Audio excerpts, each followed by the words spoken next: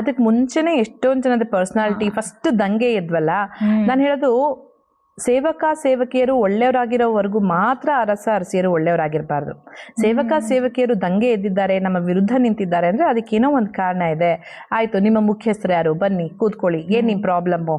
ಒಬ್ಬ ನಾಯಕನಾದವನು ಅದೇ ಅಲ್ವಾ, ಬಾಯಿ ಮುಚ್ಕೊಂಡು ಯಾರೋ ಒಬ್ಬ ನನ್ನನ್ನು ಹಿಂಬಾಲಿಸ್ತಿದ್ದಾನೆ ಅನ್ನೋವರೆಗೂ ಅಷ್ಟೇ ಅಲ್ಲ ನಾನು ಒಳ್ಳೆ ನಾಯಕ. ನನ್ನ ಪ್ರಜೆಗೆ ಅಥವಾ ನನ್ನ ಹಿಂಬಾಲಕನಿಗೆ ಏನೋ ಪ್ರಾಬ್ಲಮ್ ಆಗಿದೆ ಅಂದ್ರೆ ಅದನ್ನ ಸಾಲ್ವ್ ಮಾಡೋನು ನಿಜವಾದ ನಾಯಕ.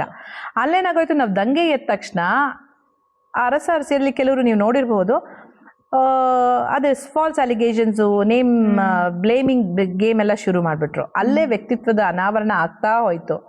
ಬಟ್ ಇಲ್ಲಿ ತುಂಬ ಕೆಟ್ಟ ರೀತಿಯಲ್ಲಿ ಅದು ಪ್ರಸ್ತುತಿ ಪಡಿಸ್ಕೊಳ್ತಾ ಹೋಯ್ತು. ಅಂದರೆ ಯಾವುದೋ ಒಂದು ಹುಡುಗಿ ಅವಳಿಗೆ ನಿದ್ದೆ ಬಂದಿಲ್ಲ ಅಂತ ಹೋಗಿ ಕ್ಯಾಮ್ರಾ ಮುಂದೆ ಏನೋ ಹಾಡಿದಾಳೋ, ಡ್ಯಾನ್ಸ್ ಮಾಡಿದಾಳೋ, ಅವಳು ಇಷ್ಟ. ಅವಳು ರಾರಾಗೂ ಆಡಿರ್ಬೋದು, ರಕ್ಕಮ್ಮಗೂ ಆಡಿರ್ಬೋದು, ಅದು ಅವಳು ಇಷ್ಟ. ಅದ್ರ ಬಗ್ಗೆ ಜಡ್ಜ್ ಮಾಡೋಕ್ಕೆ, ಕಾಮೆಂಟ್ ಮಾಡೋಕ್ಕೆ ನಾವು ಯಾರು ಅಲ್ಲ. ಅದನ್ನ ಮೀರಿ ಹೋಗಿ ನಾವು ಒಂದೊಂದ್ಸತಿ ಅಂತೀವಿ ತಮಾಷೆಗೆ, ನೀವೇನೋ ಮಾಡಿದ್ದು ನಮಗೇನೋ ವಿಯರ್ಡ್ ಅನ್ಸಿದ್ದನ್ನ ತಮಾಷೆಯಾಗಿ ಮಾತಾಡ್ತೀವಿ, ಅಲ್ಲಿಗೆ ಬಿಟ್ಬಿಡ್ತೀವಿ. ನಿಮ್ಮನ್ನು ಹರ್ಟ್ ಮಾಡೋಕ್ಕೆ, ನಿಮ್ಮನ್ನು ಅಪಹಾಸ್ಯ ಮಾಡೋಕ್ಕೆ, ನಿಮ್ಮನ್ನು ಕೇವಲವಾಗಿ ತೋರ್ಸೋಕ್ಕೆ ಮಾಡಿದ್ರೆ ಅದಲ್ಲಿ ಹಾಸ್ಯವಾಗಿ ಉಳಿಯಲ್ಲ, ಅದು ಅಪಹಾಸ್ಯ ಆಗುತ್ತೆ ಅವ್ರಿಗೆಲ್ಲ, ನಿಮಗೆ.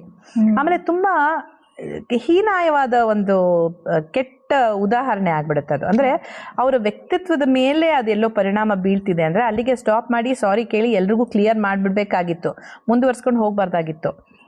ಅದನ್ನು ಮಾಡಿದ್ರು, ಅದಾದ್ಮೇಲೆ ಗೆಜ್ಜೆ ಸೌಂಡ್ ಮಾಡಿದ್ರು, ಅದಕ್ಕೆ ಕನೆಕ್ಟ್ ಮಾಡಿದ್ರು, ಏನೋ ಅಂದರೆ ಅವ್ರ ಕಡೆಯಿಂದ ಇದು ಕಂಟೆಂಟು. ಇಲ್ದ್ರೆ ಮನೆ ಸೈಲೆಂಟ್ ಆಗಿರುತ್ತೆ. ಮನೆ ಸೈಲೆಂಟ್ ಆಗಿರೋಕ್ಕೆ ಬಿಗ್ ಬಾಸೇ ಬಿಡಲ್ಲ. ಬೆಳಗನ ರಾತ್ರಿನ ಟಾಸ್ಕ್ ಕೊಡ್ತಿರ್ತಾರೆ, ಮಾಡಿಸ್ತಿರ್ತಾರೆ. ಅದ್ರ ಮಧ್ಯೆ ನಮಗೆ ಸಣ್ಣ ಸಣ್ಣ ಟೈಮ್ ಸಿಗ್ತಿರುತ್ತೆ. ಆಮೇಲೆ ಅದು 3ನೇ ವಾರ ಮಾಸ್ ಎಲಿಮಿನೇಷನ್ ಇದೆ ಅಂತ ಹೇಳಿದ್ದಾರೆ. ನಮ್ಮ ಟೆನ್ಷನ್ಗಳು, ನಾವು ನಾಮಿನೇಟ್ ಆಗಿರೋರಿಗೆಲ್ಲ ಅವ್ರವ್ರದೇ ಆದ ಟೆನ್ಷನ್ ಇರುತ್ತೆ.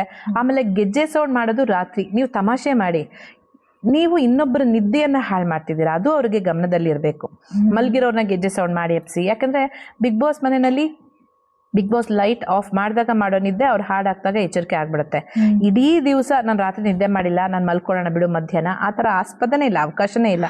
ಅಂಥದ್ರಲ್ಲಿ ಮಲ್ಗಿರೋರ್ನ ಎಬ್ಬಿಸಿ ಅವ್ರಿಗೆ ತಲೆನೋವು ಬರೆಸಿ ಅದೆಲ್ಲ ಮಾಡೋದು ತಮಾಷೆ ಆಗಿ ಉಳಿಯೋಲ್ಲ, ಹಿಂಸೆ ಆಗಿ ಉಳಿಯೋದು. ಅದನ್ನೇನು ಅವ್ರು ಅರ್ಥ ಮಾಡ್ಕೊಳ್ದೆ ವಿಚಿತ್ರವಾಗಿ ವೀಕೆಂಡ್ ಬಂದಾಗ ಉಗಿಸ್ಕೊಂಡು ಆದರೂ ಬುದ್ಧಿ ಬರೆಸ್ಕೊಳ್ದೆ ಇಡೀ ಕರ್ನಾಟಕ ಜನತೆಯ ಕೆಂಗಣ್ಣಿಗೆ ಗುರಿಯಾಗಿದ್ದಾರೆ. ಆದರೆ ಅದು ಇವಾಗ ಇನ್ನೂ ಅವ್ರು ಒಳಗಿರೋರಿಗೆ ಗೊತ್ತಾಗಿಲ್ಲ.